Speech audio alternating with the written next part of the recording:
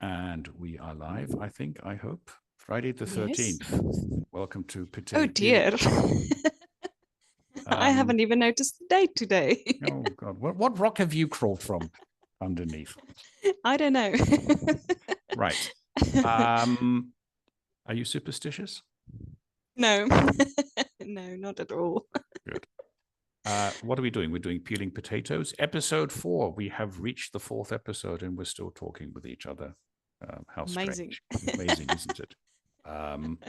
Right. So as I said before we went on air, you posted a long letter of Yes. complaint in Dear Abby. Yes. You put in the beginning of this complaint a disclaimer. Yes, I do love my husband. Yes, I do. Quote unquote, even though he sometimes does things that I do not agree with. Yeah, Yes. but that's men. And your husband did something Yes. on, must have been last weekend.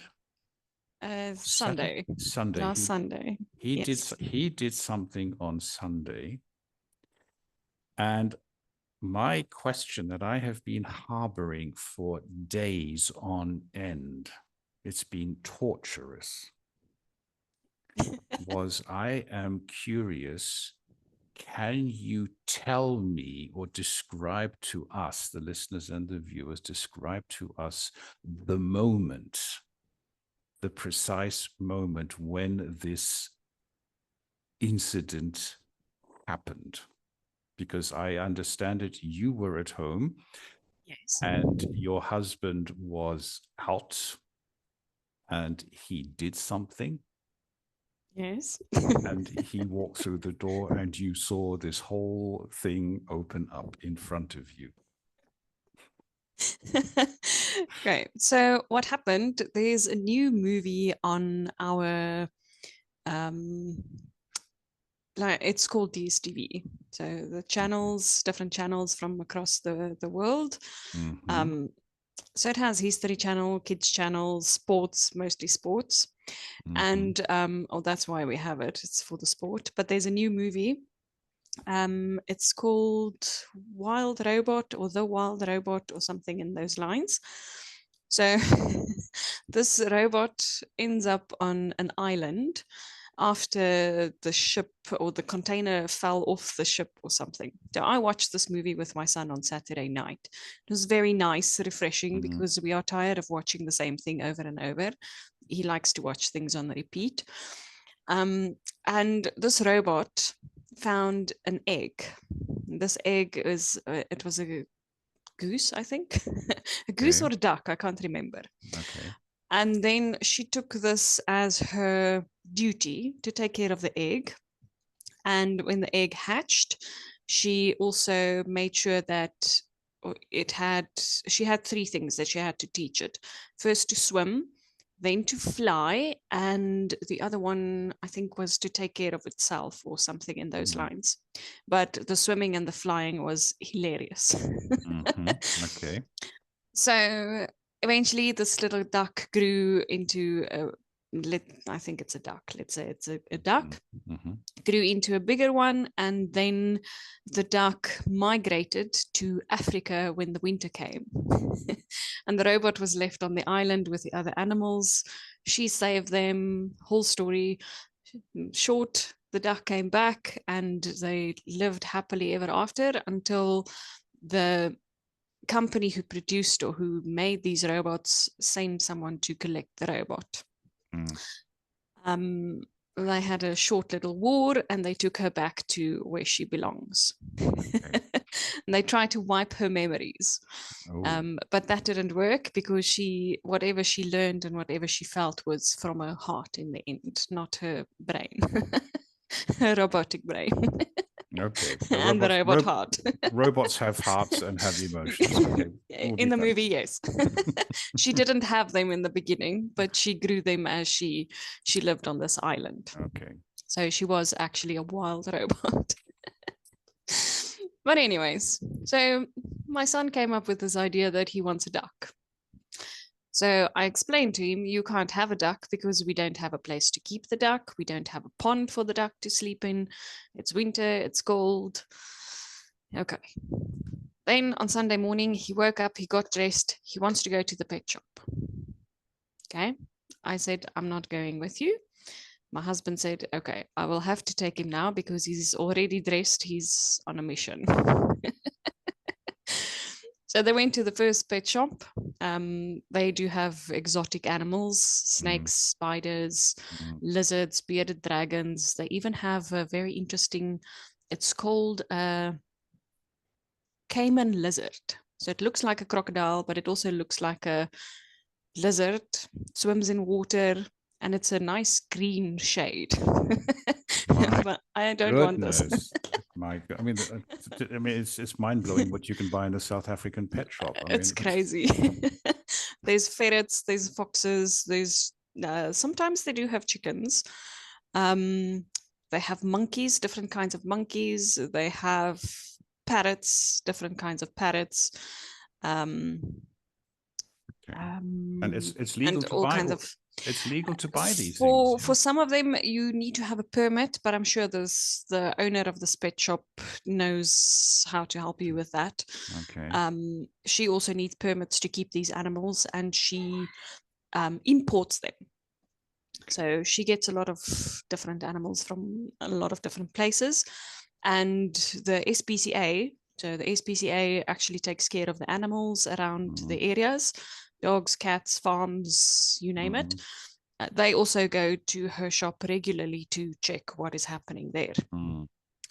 So my husband is here. He's going to hear the story. So they went to the pet shop. They didn't find a duck or a chicken or something there. And there's another pet shop. They decided to go there because my son said he wants to see if they have. And it turned out that this pet shop has extended over the last few months. We haven't been to it. And they did have chickens. Apart from all the other things they keep, fish, cats, hamsters, also spiders. I think they have 1 or 2 snakes, not a lot. And they got the chicken. So they also bought a feeding container for the chicken and something for water. And they came home, walked into the house with a small little bag of eggs. I look at them like, but how are you going to hatch these eggs if this is your plan? So they said, no, the lady at the pet shop gave this to my son to eat. So it's small little eggs. I don't even know from which chicken it comes, but it's also healthy. You can eat it and whatever else. And then they spoke about a chicken. Well, we don't have a chicken. I think maybe I misheard them, or maybe I didn't want to hear it, but they said, oh, we have to fetch the chicken in the car. And they had the bag with the feed and the containers, and they went and they got the chicken from the car in a box, so she can't run away. So that's how we got the chicken, and now her name is Nuggets.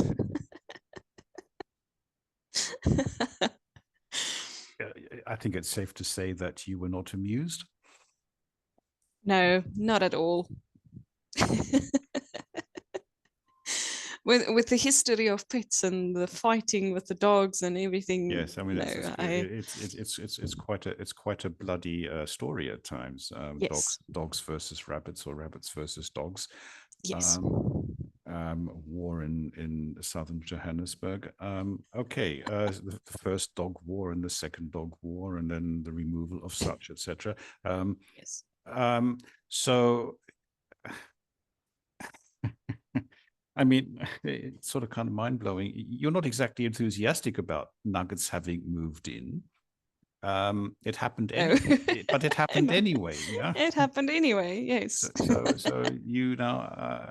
So how is Nuggets doing? Is he? Sorry, Happy. she's happy. Yeah. Yes, she's happy. We made a makeshift coop in the backyard. So in the mornings we take her out. So and at night it's too cold to leave it out. Mm, So at night she sleeps in the same box that she came in.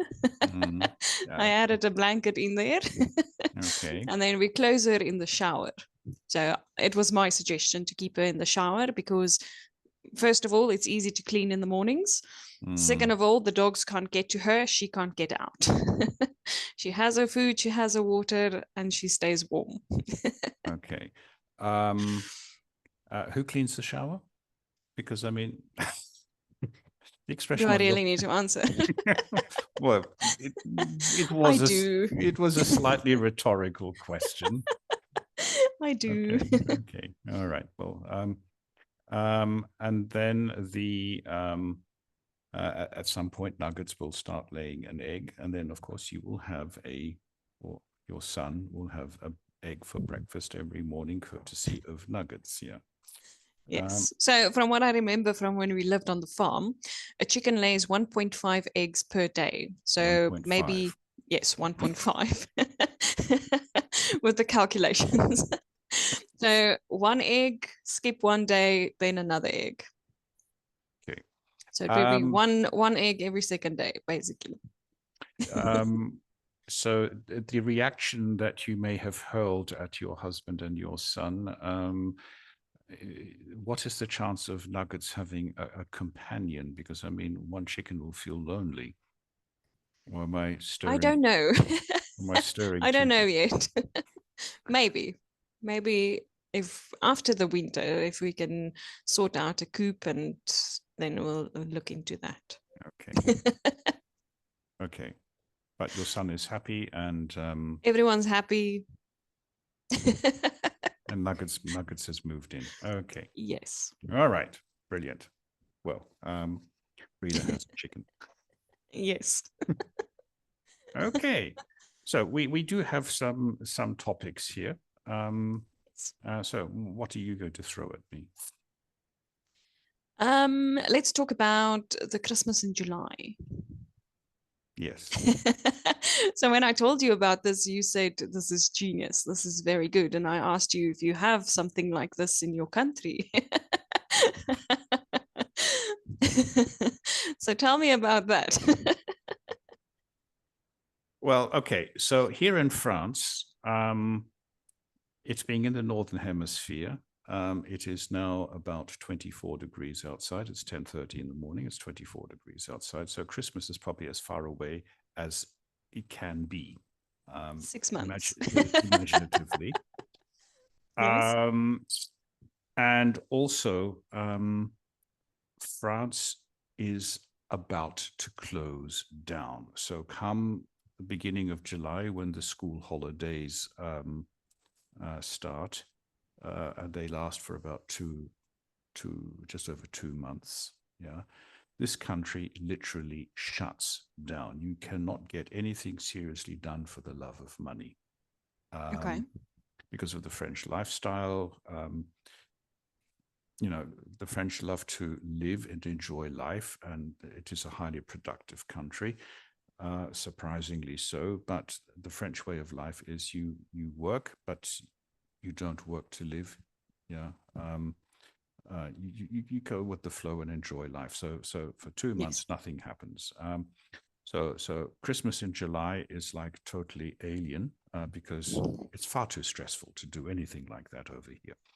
Um, and secondly, of course, also, and this is where the thinking comes from on your side. And when, as a kid in Australia, yeah, we had Yes. Christmas in the summer months. Yeah, it was Yes. blistering hot outside. The Christmas, my parents, me being German, my parents wanted to have a traditional German Christmas with a Christmas tree and all the trimmings that Yes. go with it. The Christmas tree arrived on the 24th, and it decided to kill itself by the 26th because it was so hot and dry that it would just lose its needles automatically, no matter how much water you poured into it. But Yes. it couldn't be an artificial Christmas tree. It was an absolute no-go. It was like forbidden. The thought was sacrilege. You do not even think that. Anyway, so Christmas in Europe, of course, is a cold season. It's winter here, and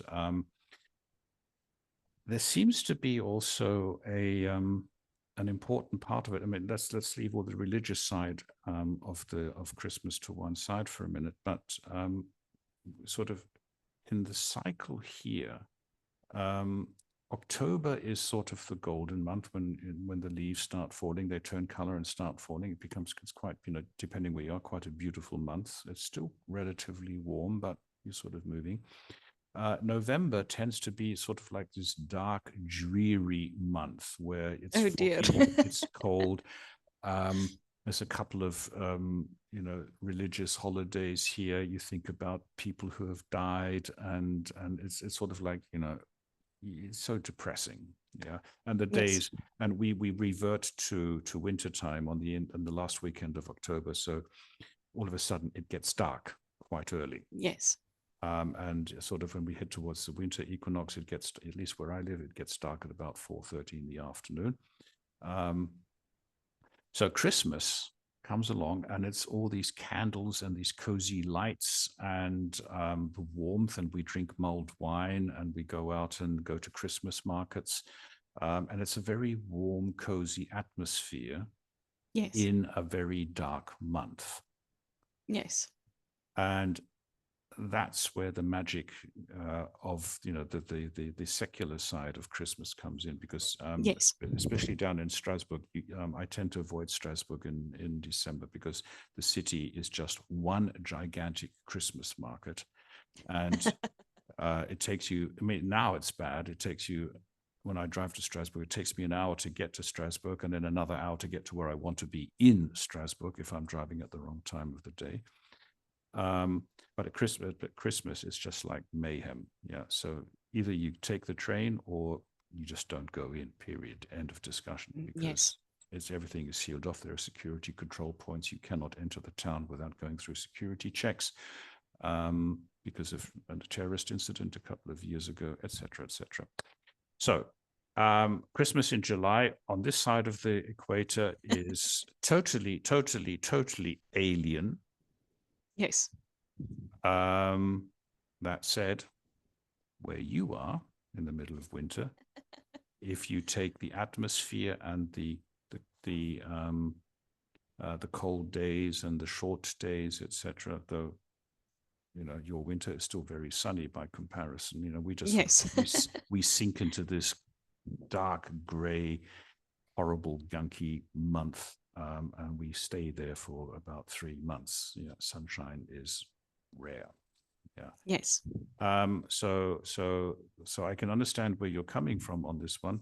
Do you have anything in mind with Christmas in July? A promotion. Okay. So, to let everyone know what our prices would be like, and it's like Christmas. Now, this is interesting. Yes. So usually with the Christmas in July, we don't actually celebrate Christmas in July. But there's a lot of stores that have sales promotions, winter promotions that they will promote as Christmas in July, because things like makeup and different food articles and sometimes turkey and chickens goes on to promotion, and you can buy it at a discounted price. And some of the stores will create two things: a winter wonderland with pretend snow and snowflakes, and others will have a certain area set up that is decorated as Christmas. So this is something that is actually seen in a lot of places. Some malls will also have a Christmas in July where they'll have a market and things like that. But most of the time, we also have Christmas markets in December. And then all the stores, all the supermarkets, everything is decorated as Christmas. And then we actually celebrate Christmas too. But our Christmas lunches would be something like salads and cold meats because it's too hot. Or maybe have a barbecue and a beer. Yeah. Yeah. Um, but the idea for the Christmas in July came from what the supermarkets do around here, to have a Christmas in July, to put certain articles on promotion. And that is what we want to do as well. Exactly. Yes. And we have already quite a competitive price. We haven't really talked about it, but it's something that I really want to push Yes. further into the public domain now. And it just ties with a whole lot of other different things. So to become a Brida resident, you pay what we call a residence tax. And Yes. that is set at 20 euros per month. Yes. And for that, you get to enter Brida and move around Brida as a resident, as a citizen, take part in all the activities that we are creating, meet other people in all the meetings that we have. But that again comes as a slight surcharge. So you want to go to a meeting, you pay another €5 for that. Basically for two reasons. It gives the whole thing a little bit of value. So Yes. it's not for free because there is this scenario that free something is free. Actually, the person buying or using that is the product. Yeah, and Yes. you're not the product, or the residents are not the product. They are citizens, and we support them and host them in various activities. Yeah, Yes. and the €20 a month base rate is simply to keep the show running. Yeah. Yes. It costs money to support the platform. It costs money to have you here. It costs money to have me here. Yes. All these things are costs, and I would love to do Yes. it for free, but sorry, can't. Yeah. Yes. And I think that's a fairly, understandable process. So what are we Yes. promoting? Two for the price of one, get one free, bring a member free, eat as much as you like. Eat as much as you like. um, I think I did mention to you earlier sometime this week, Mm, maybe we can do a like a two, or bring a friend. We just have to think of the wording, but bring a friend and maybe pay for one. yes, yes. A bog off, buy one, get one free. Yeah. Yes.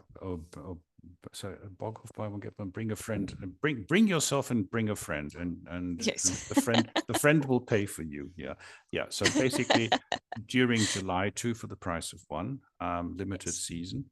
Christmas does have an Yes. end. Yeah. Um, Yes. Yes. but so we can start that promoting not only the flat rate of €20 a month, but also the events, etc. And Yes. please bring a friend. We have set a cap. So I did actually do a lot of number crunching and deep looking down a wine glass and a coffee cup and so on and so forth.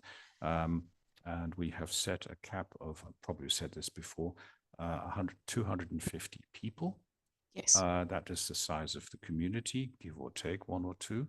So Yes. we remain a small community, manageable because you and I are going to host all of this. We're rolling out Yes. a whole stack of meetings, and we're going to host these mostly together. Maybe one or two we do by ourselves because some of my meetings are at really absurd hours. One or two of your meetings are outside of absurdity as well. But basically, we sort of never close. We're always open. We look at the platform, we look at the website to encourage people to participate, etc. So Yes. 250 people, there will be enough space for everybody to move freely, to have our support, and we go from there. So we do, and so in July if you want to join us and you bring a friend, you can join for free, or the friend can join for free. Anyway, you get 2 slots for the price of 1 from the 1st Yes. to the 30th or 31st of July. How many days July has? I never know this. I think it's 31. 31? Okay. In You see, school, they taught us something about the knuckles. exactly. We had But I that don't as know. well.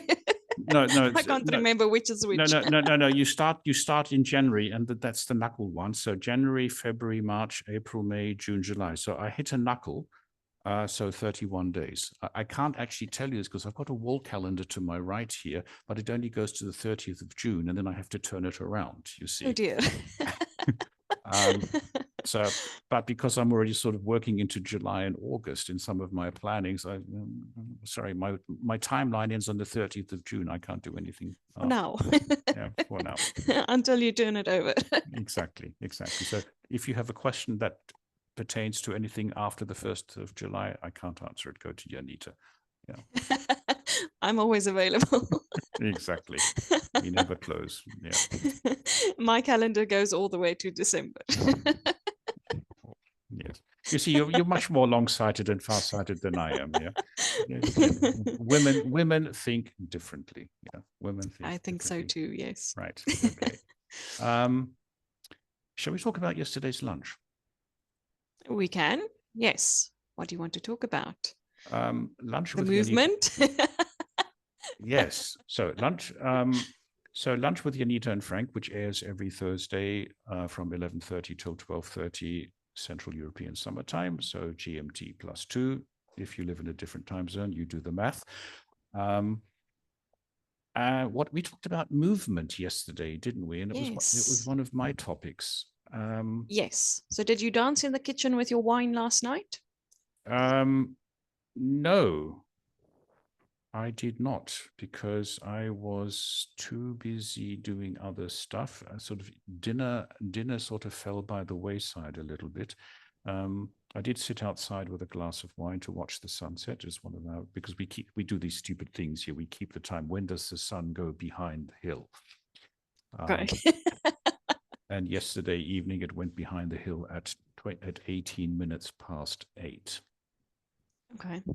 And of course, the big question is that next Saturday, I'm looking at my calendar, next Friday, we have the summer equinox, and then everything goes downhill from there. Yeah, so the days gradually start getting shorter. It takes a while for it to knock through, but yeah. Anyway, so we had this lunch, we talked about movement, and it was a really, really brilliant conversation. Yes, I agree. I did most of the talking. Which was one of the reasons why it was brilliant. Yeah. So what was the original plan? The original plan was to talk about movement and to ask everyone to tell us about the favorite way that they move. We ended up being 5. We were 5 yesterday in the group. We were 5, so we were slightly less than the previous times, or than normal. But I did have some backup questions too. The Fruit Loopy kind. The Fruit Loopy kind. Yes, and the idea was to go through a few of them to give everyone a chance, a fair chance to talk to talk to us or with us. with us, yes. Yes. And then I think you asked the question about the trains in South Africa. No. It was the traveling or something. It was you jogging in the morning. But let's let's go back. Because the dynamics of this was really, really interesting. So yes. So we have to actually put the viewer and the listener into context. So that there's you in South Africa, me here in Cleveland in France.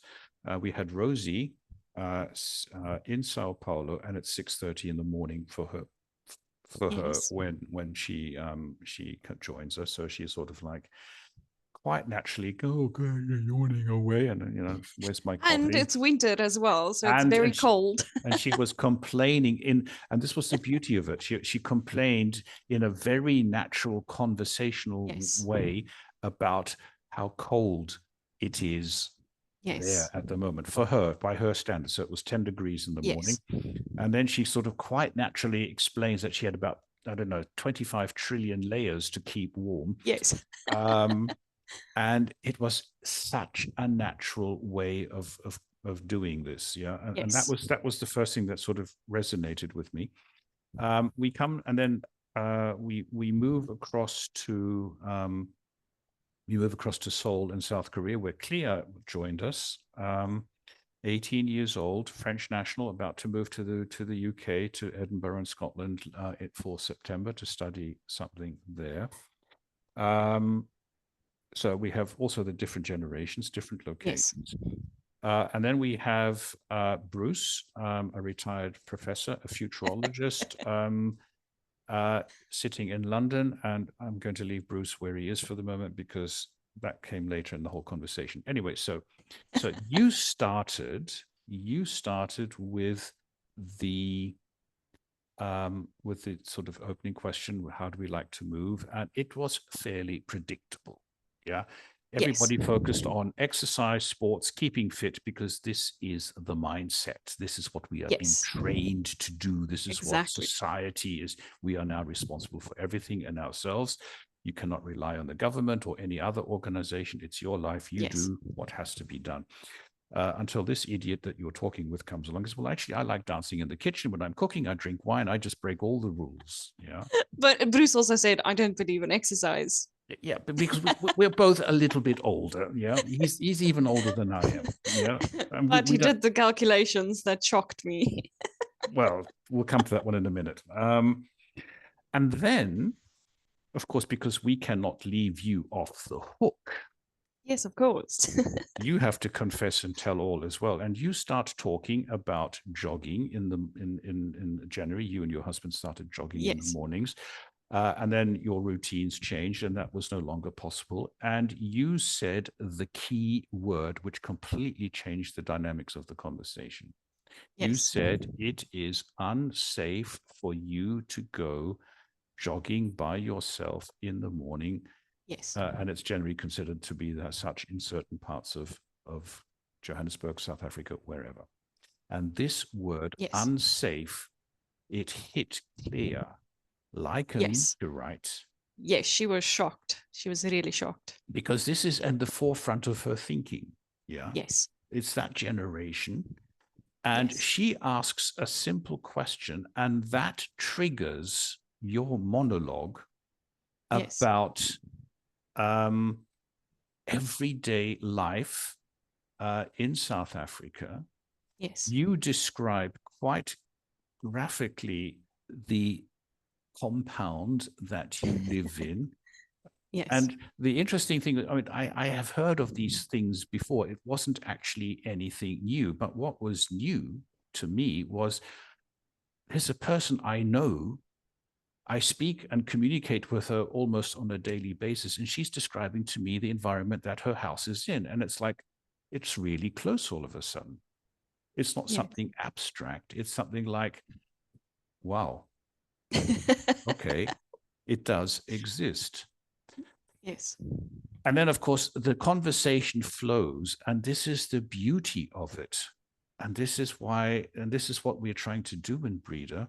We create this environment where people sit down and simply do the most natural thing in the world. They talk with each other. It is nothing more than that. Exactly. Okay. So ask questions, tell your side of the story, share explain where you live. Not where you live, but how you live. How you live too. Yeah. Yes.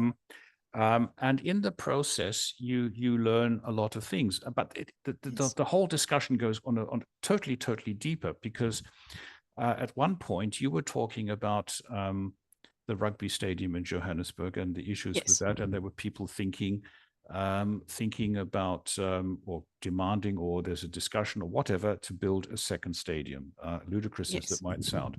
But you said something really critical there that hit me.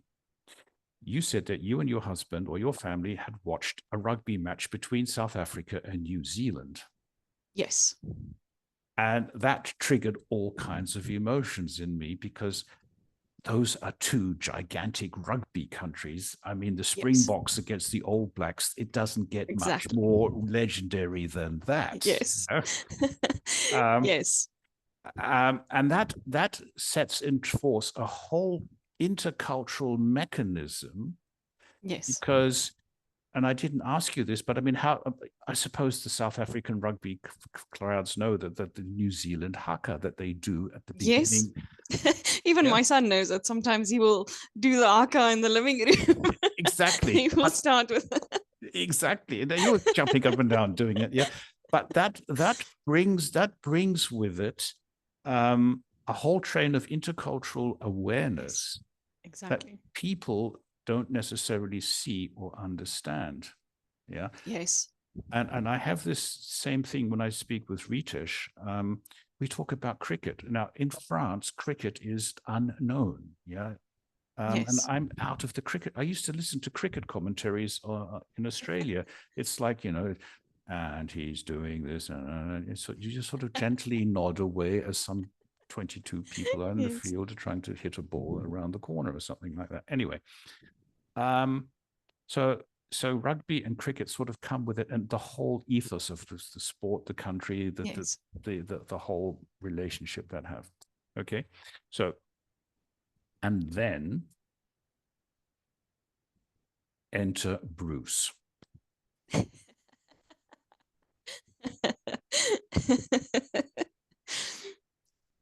And the way he formulated the constraints that the poor man is facing when it comes to drinking alcohol, he said a lot Yes. without saying anything. Yes, And it was so brilliant. it It, was. it It was was so. definitely. Um, uh, and then you brought in your Fruit Loop question, and these are not Fruit Loop questions. These are extremely intelligent questions, because the question that you asked was, if you were training on some exercise machine and it Yes. dispenses a snack, what would you like it to dispense? Um, and apart from the frightening observation that you and I again sort of think along the same lines of a treadmill. So how do you explain a treadmill to Rosie? Instant thinking on the spot, and I think Yes. she got it. Um, and and but then Rosie thinks, and she says, Frank, do you remember when we talked about cochinas and some other Brazilian snack? And I'm sort of going at the back of my, yes, there was something. It's going about 3 years, but yeah, we talked about it. I've always wanted to make, Yes. I totally and utterly forgotten about these things. Uh, but it sort of just naturally flowed. Yes. And in the course of all of this, she introduced some Brazilian snack food, which we have to put into the Yes. co-op, kitchen co-op. Definitely. I have to cook this stuff along with your casserole. Your casserole is being tried by me next week. Okay. Pictures will be taken. Yes. And again, this whole cultural interplay, this whole sharing of experiences and humanity and ideas in a Yes. incredibly relaxed environment. Exactly. And that is what made yesterday's lunch with Janita and Frank session so incredibly special, because I don't think anybody can really judge the the forces that were at play beneath the Yes. surface, because everybody just focuses on, I need to have the right word in the right grammar structure, Yes. and I'm terrified of all of this, and it doesn't make any difference if you make a mistake or not. Exactly. Just Exactly. talk. Yeah. And that's also how we help each other, because like you said, Rosie had no idea what a treadmill was, and we had to quickly think on the spot on how are we going to explain to someone in Brazil what is a treadmill. Mm. And that is how we help each other. Now, hopefully she knows what it is. And sometimes she will, what I notice, she will also ask a word to make sure that she's using the correct word, which is also fine. Exactly. Yeah. And it gets away from, which is what Rosie does. She's got some translator on front in her laptop. So she's going to quickly tap, Yes. and you can hear the keys tapping away all the way around the globe. Yeah. Well, let me Yeah. check. Clack, clack, Let clack, me clack, search clack. for it. Exactly. So we're not quite there yet, because it should be, can somebody help me? Yes. And the thing that is happening, and I hate bringing this topic up and again, but it is actually the prime example for me of how languages work.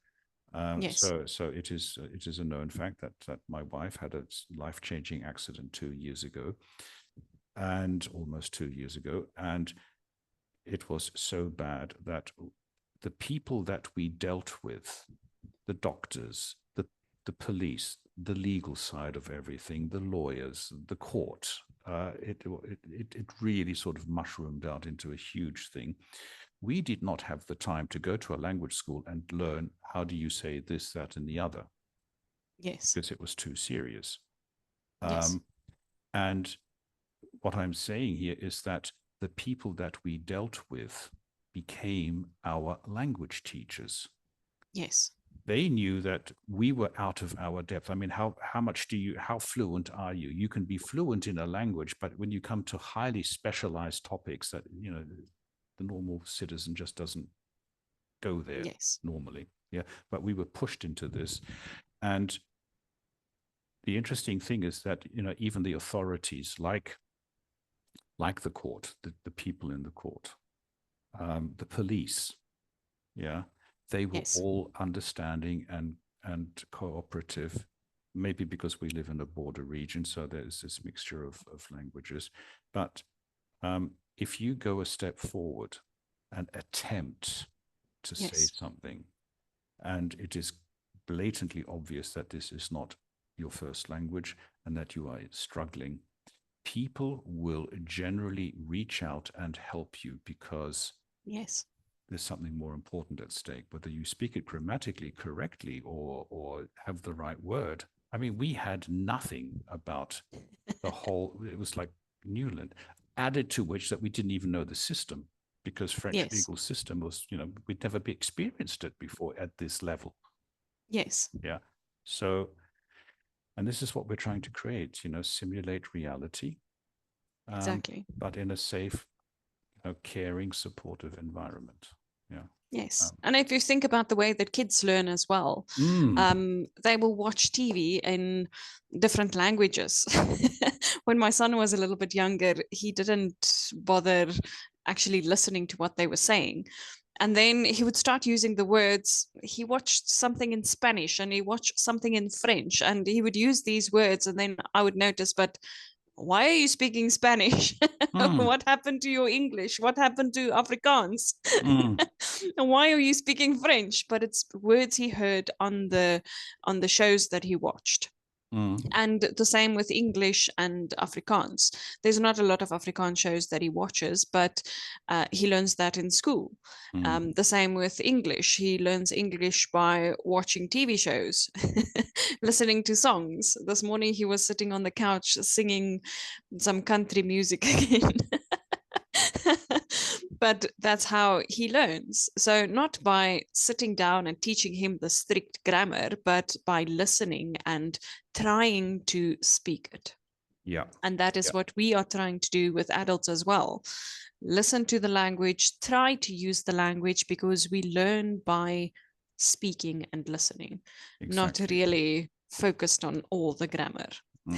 Yeah. I mean, I'm going back a couple of years. I had this senior manager. I was working with Mercedes-Benz at the time. I had the senior manager come to me and he said, Frank, I want to do a 2-week intensive course with you. This is still when I had my own language school, 2-week intensive course with you. I want to learn 1,000 new words. Wow. Okay, we can And do that. And I said, right, okay. I knew the person, we'd sort of been in contact. because I was Yes. working in the company. We'd sort of pass across. So he knew who I was. I knew who he was. And said, okay. I knew from the outset this was not going to work. Yes. And I asked him, well, okay, which 1,000 words would you like to learn of the millions of words there are in the English language? And he says, I Yes. don't know. Okay. I said, okay, what are you actually going to do? Why are you coming to me? And he said, well, I have to go to a management school outside of Paris. The language will be English, and I'm going to spend a week doing some work there, learning Yes. something, blah, blah, blah. And I said, well, okay, you do not need 1,000 words. You need to learn how to be spontaneous. Yes. And so we agreed he would come for 2 weeks, 12 hours a day. And he would write down a vocab list. Yes. Needless to say, this guy was in such a senior position that after 2 days, the whole planning fell apart because he was pulled into the ropes of doing his job. So that fell Yes. apart fairly quickly. And we did write down all the words for the remaining time that he did come to us. And we also made a bet. He says, because he was skeptical about my approach.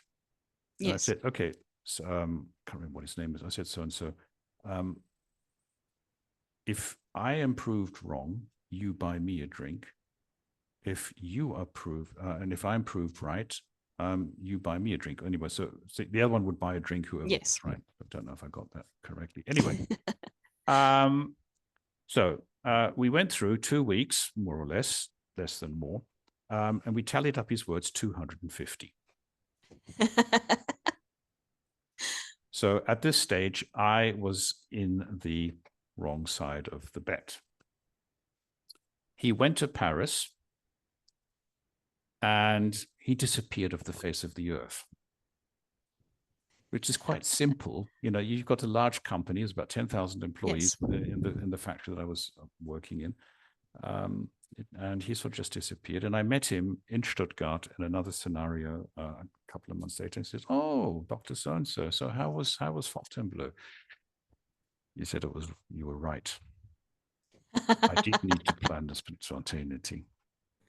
Yes. This is over 20 years ago. He still owes me a drink. Maybe we need to track him down. I think he's long retired. But anyway, so and the problem with many of our competitors is they treat adult education like going to school.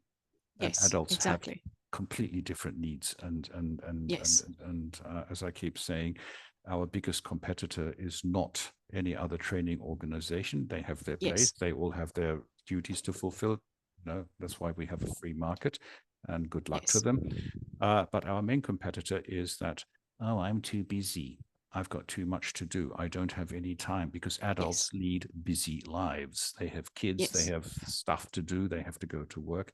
So you have to fit the training around that. And if you Yes. can sort of engage them intellectually as well, because I keep saying it's not, you know, language is one thing, people is other, it's the content. What are we going to talk about? Yeah. Yes. And that is where we're at. Yeah. So that's why Exactly. that's just why Brida exists. Yes. Selling that and convincing people of that is not easy because it's so normal. Yes. Yes, it's normal. Yeah. Anyway, Exactly. times are ticking. What else do you want to throw at me?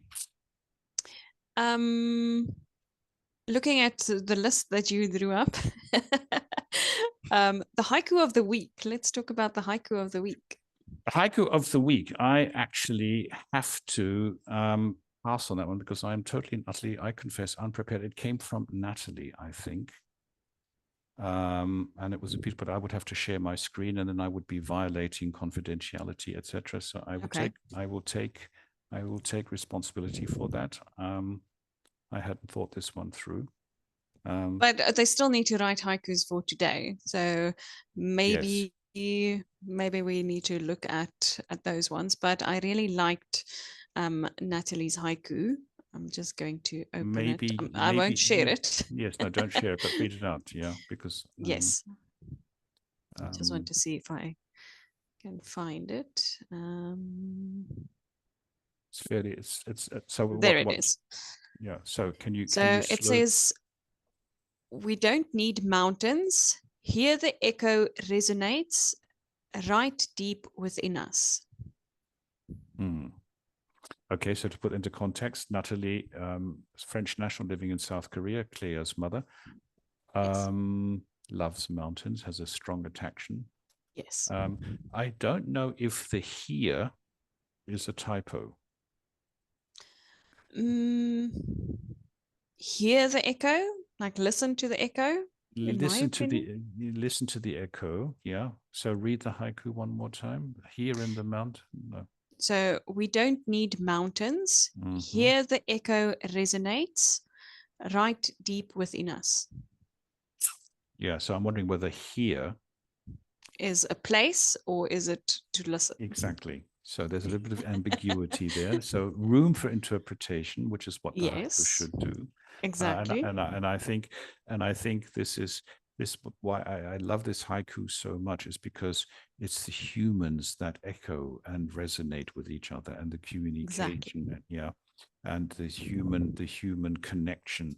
And all this talk about artificial intelligence and how it's going to change the world. Yes, it will change the world. It will revolutionize how we do things, but it is still a human place, and Yes. we will continue there on from where technology has always developed. So it's part of our Yes. DNA. So that was Natalie's haiku of the week. I think we should start collecting these a little bit and see if we can create the booklet somehow. Exactly. Yes. Quite a few there. And Yes. I still have to submit mine from Sarah or from you this time. Okay. Yes. And Sarah also has some homework to do. She does? Yes, she has to write the haikus with the words I chose. Ah, Sarah, if you're listening, you have till Monday. You have till Monday. Okay. Yes. So Um, she, as far as I know, she only went back to work yesterday, just one day out of the week, and then weekend again. okay. They know how to live in Saudi Arabia. Yeah. Exactly. They love holidays. They Yes. love resting and Exactly. celebrating. A bit like France. Bit like France in summer. Yeah. Okay. Yes. You have a rather curious Fruit Loop question. Yes. Our Fruit Loop question for next week. Which of course brings us to a full circle of what we opened our meeting with our peeling Yes. potatoes with today. So, excuse me. What do you think your pet thinks you're doing all day when you leave the house? So, given that you unwillingly, grudgingly accepted nuggets into the fold of your household, what do you think Nuggets thinks you're doing when you leave the house?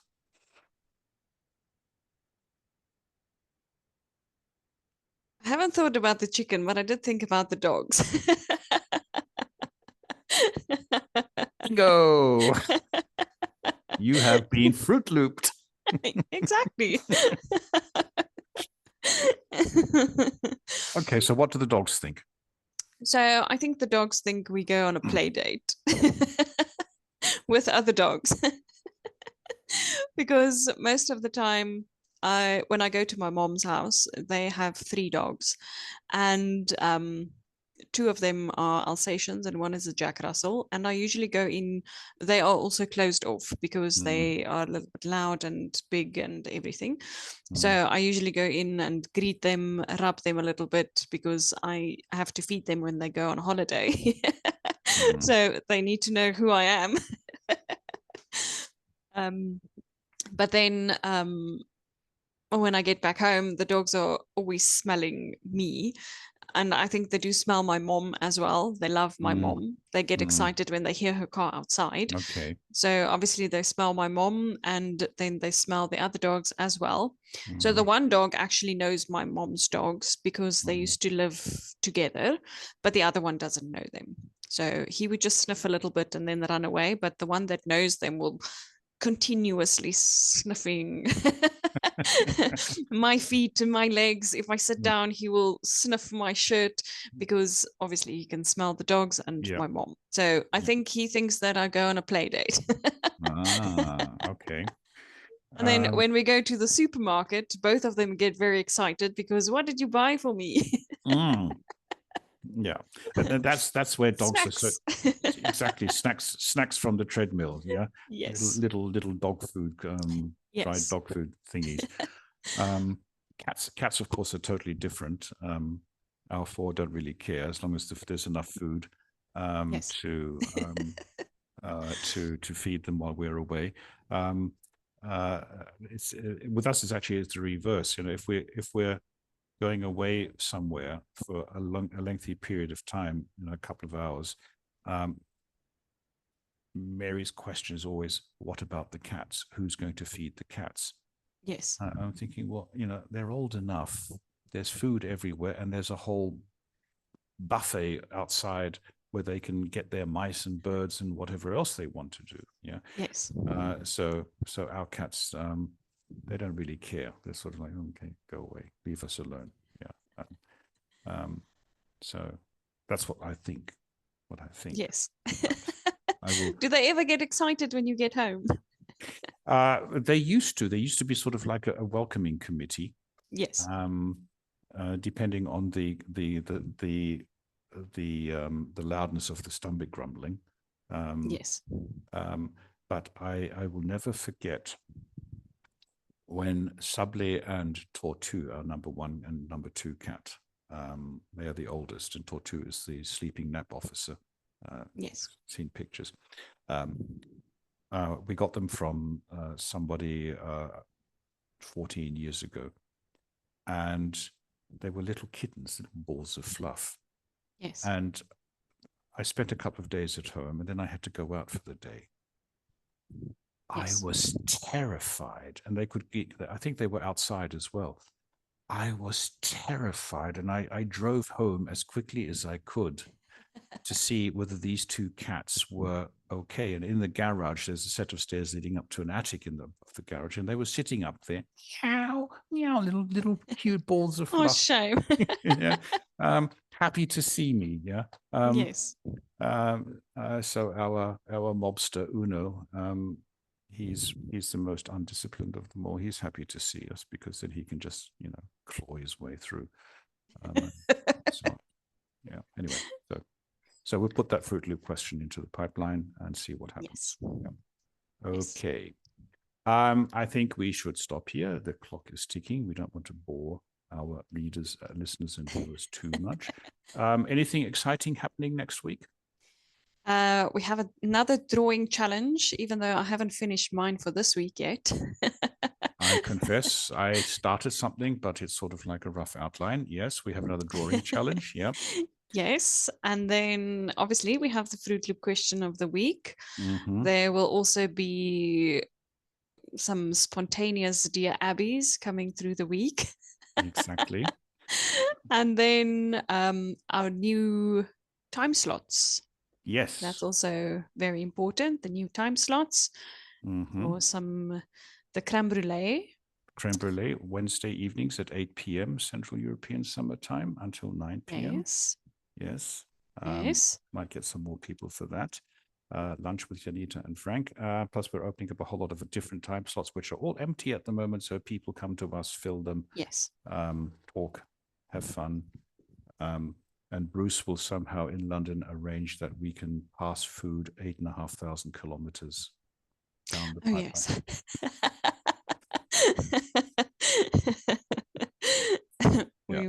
He will figure that one out. Exactly. Right. Janita, I'm going to let you have the last word as ever. So thank you for your time this morning once again, for hosting this with me. Thank you for all the brilliant work you've done during the week. And thank you for sharing us your traumatic experience with nuggets. The chicken. I think that was the highlight. Yeah, that was the absolute highlight. There's never a dull moment. Where would we be with them? Exactly. Janita, it's all yours. You have the last word. I will press the stop recording button after this, and then So So thank you very much for your time as well. You also make time to meet me, and then we do this amazing podcast. We have a lot of fun, a lot of laughs, and we also share some interesting insight about what is happening inside of Brida. One thing we did forget to mention is our newsletter. request permission to speak.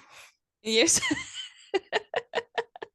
Can you talk about the newsletter, please? Because I got it totally wrong. I have to say this, I'm sorry. So I thought that our LinkedIn page was open for newsletters. It is not yet. So I had to do it on my own personal profile. That's all I'm going to say about it. Tell us about the newsletter. The newsletter was a combined effort from the both of us. Frank wrote a part, and then he asked me, just have a look at it, and I rewrote it into a storytelling way, because that is what Brida is about as well, to tell stories. And he loved it so much that he just made a few changes, added a few things, and we had a newsletter. So thank you for that. I'm really glad you enjoyed it. Or loved it, or hated it, or that you felt I took over. Whatever it was. But we have a newsletter. For those who want to read it, you can find it on LinkedIn. We refer to it as HOM. And if you can't find it, send us an email. We'll send it to you. So once again, Frank, thank you very much. And that is the last word. Bye. Bye bye.